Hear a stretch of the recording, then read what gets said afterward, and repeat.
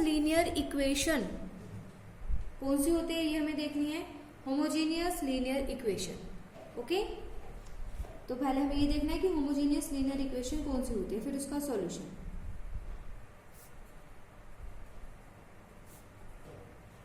Homogeneous linear equation,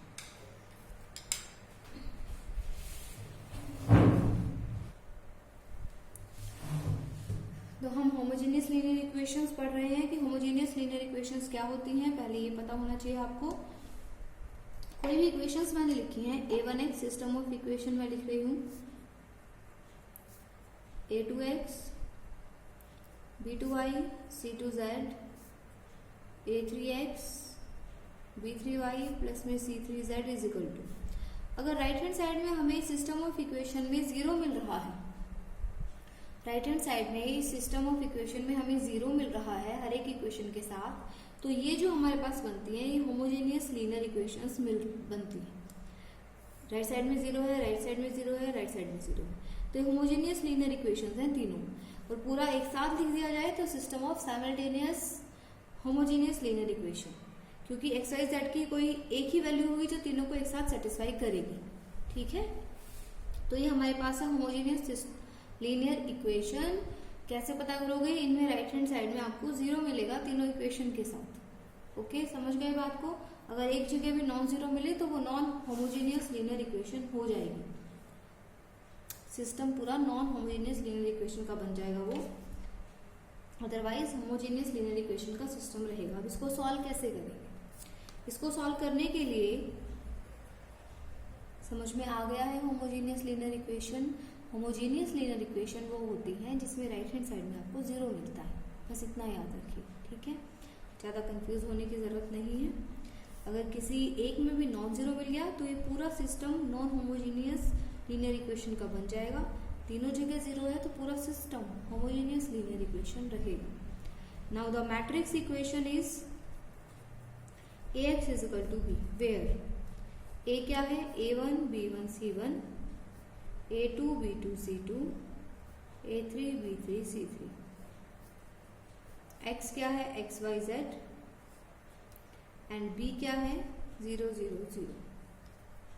ठीक है, now वैसे ही काम करना है सारा, डिटर्मिनेंट a सॉल्व करना है।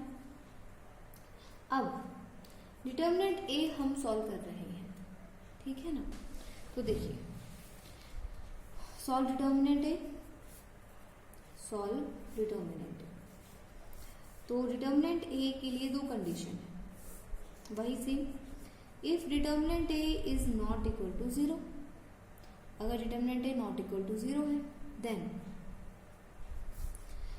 हमारे पास system of equation is consistent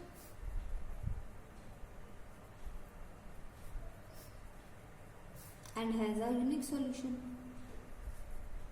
given by x is equal to a inverse b। ठीक है, अब a इनवर्स आपने सॉल्व कर दिया, सपोज जो भी आया आपके पास, और b हमारे पास यहाँ है 0 0 0।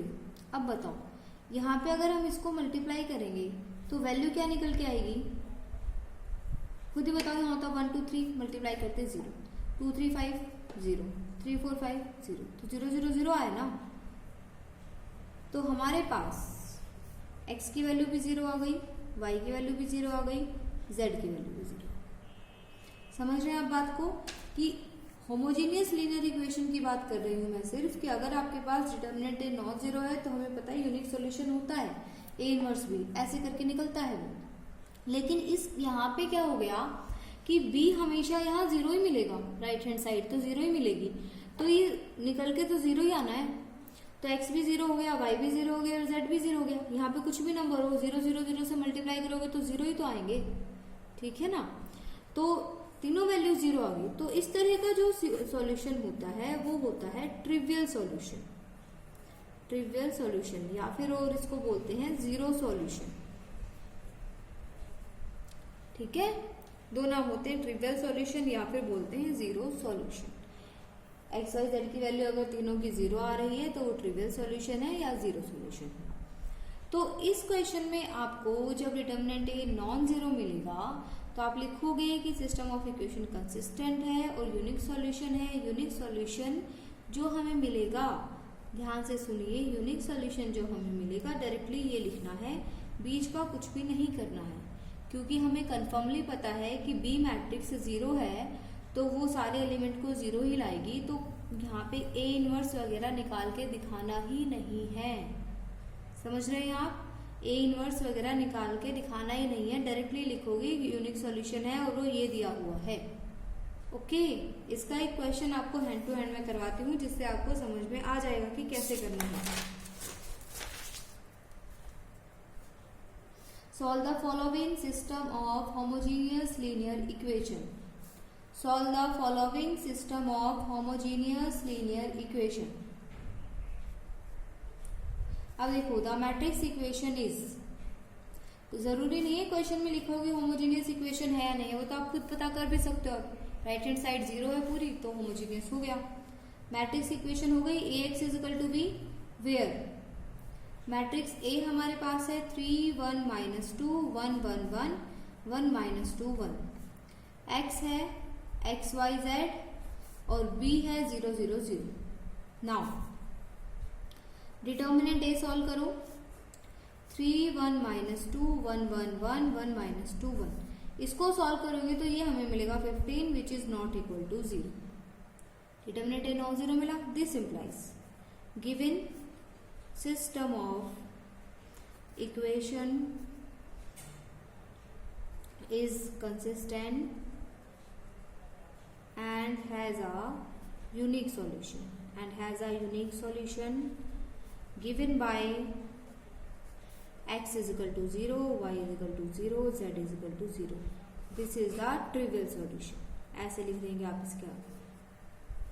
बस इनवर्स वगैरह कुछ नहीं सॉल्व करना, ना ही लिखना कि x equal to A inverse B होगा फिर ये जीरो मिलेगा, कुछ भी नहीं पता है मिलेगा इसलिए डायरेक्टली लिखा है। समझ गए? बहुत ही सिंपल है और कुछ भी नहीं करना है इसमें। Now next case second, if determinant A अगर जीरो मिल जाता है, आज ही तो पढ़ाया है, अगर डिटर्मिनेंट ए जीरो मिलेगा तो करना क्या होता है, adjoint A into B solve करना होता है। एडजॉइंट ए इंटू बी, यहाँ एडजॉइंट ए लिखा, यहाँ बी लिखा, बी क्या है 0 0 0, यहाँ एडजॉइंट ए लिखा और यहाँ बी लिखा 0 0 0। अब देखो एडजॉइंट को इससे मल्टीप्लाई करोगे तो क्या मिलेगा 0, और एडजॉइंट को इससे मल्टीप्लाई करोगे तो क्या मिलेगा 0। तो दो केस बने थे ना कि adjoint A into B non zero आएगा और adjoint A into B zero आएगा। आज ही पढ़ाया है, स्टार्टिंग से ही यही पढ़ाया है कि एडजॉइंट ए इंटू बी अगर डिटर्मिनेंट ए जीरो आ गया तो एडजॉइंट ए इंटू बी, मैं आपको बता देती हूँ कहाँ पे है, एडजॉइंट ए इंटू में बी, ये रहा। डिटर्मिनेंट ए जीरो आने पे adjoint A into B solve करेंगे, जीरो मिल सकता है, नॉन जीरो मिल सकता है। लेकिन इस केस में क्योंकि बी मैट्रिक्स जीरो है तो ये हमेशा जीरो ही मिलेगा, नॉन जीरो तो कभी मिलेगा ही नहीं। दिस इंप्लाइज दोनों केसेस से एडजॉइंट ए इंटू में बी हमारा क्या निकल के आ रहा है 0। अगर एडजॉइंट ए इंटू बी 0 होता है तो हम क्या लिखते हैं, this implies given system of equation is consistent and has infinite number of solution। और इस केस में and these solutions are called non-trivial solutions। और इस केस में उनको हम बोलते हैं non-trivial solutions। ठीक है ना, नॉन ट्रिवियल सॉल्यूशन। अब ऐसे मत समझिएगा कि नॉन ट्रिवियल सॉल्यूशन मतलब नॉन जीरो सॉल्यूशन, ये मतलब नहीं होता नॉन ट्रिवियल सॉल्यूशन का। इतना तो आपको आता ही है, एडजॉइंट ए इंटू बी, यहाँ से 0 मिलेगा, 0 मिलता है तो सिस्टम ऑफ इक्वेशन कंसिस्टेंट होता है, इनफाइनाइट नंबर ऑफ सॉल्यूशन होता है, आज ही पढ़ाया है। और जब होमोजीनियस इक्वेशन हम पढ़ते हैं तो ये इनफाइनाइट नंबर ऑफ सॉल्यूशन का एक नाम होता है जिनको नॉन ट्रिवियल सॉल्यूशन बोला जाता है। अब नॉन ट्रिवियल सॉल्यूशन में हमारे पास नॉन जीरो सॉल्यूशंस भी आते हैं प्लस में जीरो सॉल्यूशन भी आता है, इसमें दोनों आते हैं। कभी आप सोचो कि सिर्फ नॉन जीरो आते हैं, दोनों आते हैं इसमें, ठीक है ना। इतना समझे आप कि अगर डिटरमिनेंट ए 0 आएगा तो हमें ये निकालना है, ये निकालना है तो हमें पता है कि 0 ही मिलेगा, निकाल के नहीं दिखाना, हमें पता है 0 मिलेगा, ठीक है ना, क्योंकि b 0 है। तो डायरेक्ट लिखोगे कि वो कंसिस्टेंट है, इनफाइनाइट सॉल्यूशन है, इनफाइनाइट सॉल्यूशन जैसे सॉल्व कर रहे थे वैसे ही कर देंगे, और इस सॉल्यूशन को नॉन ट्रिवियल सॉल्यूशन नाम दिया गया है in the case of homogeneous linear equation. Okay, इसका क्वेश्चन करते हैं हमें।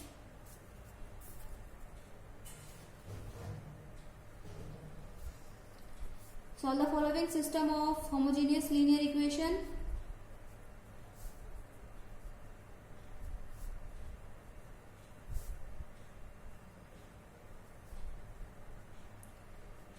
The matrix equation is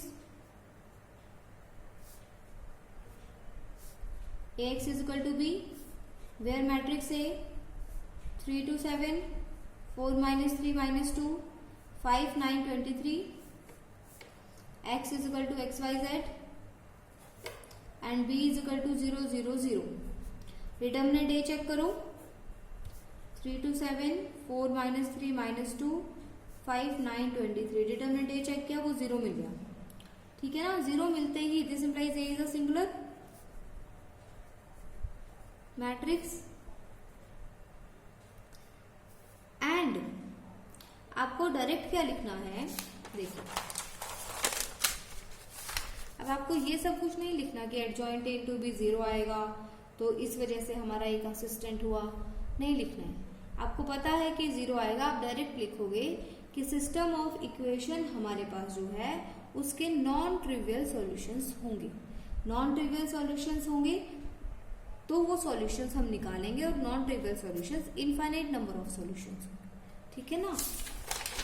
या फिर ऐसे लिख सकते हो, this implies A is a singular matrix and given system of equation has infinite number of solution which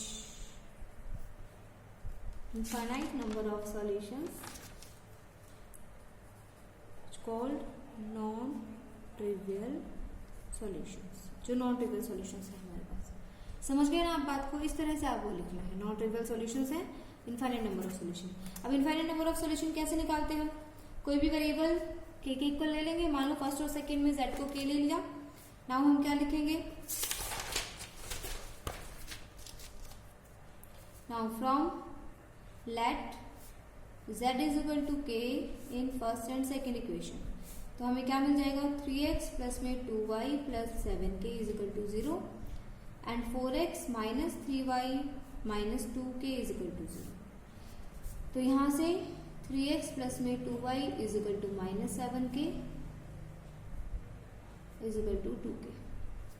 bye elimination method x और y की वैल्यू सॉल्व कर लीजिए k में, बाय एलिमिनेशन मेथड x और y की value k में solve कर लीजिए, तो ये हमारे पास आ गई इक्वेशन 4th और 5th। हम क्या करेंगे, y की वैल्यू निकाल, y को एलिमिनेट कर देते हैं, इसको 3 से मल्टीप्लाई और इसको 2 से multiply, multiplying equation 4 by 3 and 5 by 2, इसको 3 से किया, इसको 2 से किया, नाउ ऐड कर दिया, ठीक है, is equal to minus 17k। तो x की वैल्यू क्या आ गई, minus k। Now from equation, जो इक्वेशन हमारे पास फर्स्ट है, वहां से 3x प्लस में 2y plus 7z is equal to 0, x की वैल्यू k है माइनस k, z की भी k है, तो ये 2y हमें क्या मिल जाएगा यहाँ से, plus 4k is equal to 0, y मिल गया माइनस 2k। तीनों वैल्यूज आ गई, तीनों वैल्यूज थर्ड इक्वेशन में सब्स्टिट्यूट करके देखो, from equation third. Equation third क्या है, 5x प्लस में 9y plus 23z is equal to 0, 5 k की वैल्यू, x की वैल्यू माइनस k, x की वैल्यू है माइनस k, y की वैल्यू माइनस 2k है, 18k और z की वैल्यू k, तो -23k प्लस में 23k, 0 is equal to 0 which is true. ठीक है ना। This implies x is equal to -k, y is equal to -2k and z is equal to k represent non trivial solution, represent non trivial solution. ऐसे करना है हमें। ये homogeneous linear equation का concept और उसके क्वेश्चन समझ गए आप लोग। तो होमोजीनियस लीनियर इक्वेशन जिसमें राइट हैंड साइड में 0 मिलेगा, ax is equal to b लिखोगे आप। इसके बाद डिटर्मिनेंट a सॉल्व करो। अगर डिटर्मिनेंट a नॉन जीरो है, कंसिस्टेंट होती है, यूनिक सॉल्यूशन होता है, ये मिला। यहाँ 0 मिलेगा तो डायरेक्ट लिखना है, कुछ भी सॉल्व नहीं करना, उसको ट्रिवियल सॉल्यूशन या जीरो सॉल्यूशन नाम दिया गया है। एग्जाम्पल इसका ये रहा, ये एग्जाम्पल हम करेंगे। डायरेक्टली हमें नॉन जीरो मिला, कंसिस्टेंट है, unique solution given by this. Determinant A 0 मिलता है तो adjoint A into B solve करते हैं। होमोजीनियस के केस में एडजॉइंट ए इंटू बी हमारे पास क्या होगा, 0 ही मिलेगा। कंसिस्टेंट होंगे, इनफाइनाइट नंबर ऑफ सॉल्यूशन होंगे एंड इन सॉल्यूशंस को हम नॉन ट्रिवियल सॉल्यूशंस बोलते हैं। नॉन ट्रिवियल का मतलब नॉन जीरो सॉल्यूशन, जीरो दोनों आएंगे। क्वेश्चन सॉल्व किया, डिटर्मिनेंट ए 0 मिला तो हमें इनफाइनाइट नंबर ऑफ सॉल्यूशन मिले जिनको नॉन ट्रिवियल सॉल्यूशंस भी बोलेंगे। अब देखो k रियल नंबर है कोई भी, z को k लिया, फर्स्ट और सेकंड एलिमिनेशन से निकाला, थर्ड में सब्स्टिट्यूट किया। Where k is any real number, where k is any real number. अब देखो इसमें 0 नॉन जीरो दोनों सॉल्यूशन तो इंक्लूड हो रहे हैं कि अगर 0 ले लिया तो 0 भी आ गया, k नॉन जीरो लिया तो नॉन जीरो भी आ गया। ठीक है, समझ गए आप बात को। तो ये कॉन्सेप्ट कंप्लीट हो चुका है हमारा। ये आप लोगों का होमवर्क है, ये चैप्टर कंप्लीट हो गया है तो आप लोग इसको अच्छे से कंप्लीट कर लीजिएगा। जो भी डाउट आए वो डाउट पूछ लीजिएगा, किसी भी चैप्टर के डाउट पेंडिंग में मत छोड़िएगा, बाद में प्रॉब्लम आएगी। नेक्स्ट लेक्चर में हम नेक्स्ट चैप्टर स्टार्ट करेंगे। तो अभी आपको इतना ही करना है, कोई भी डाउट आए तो पूछ लीजिएगा। Thank you so much.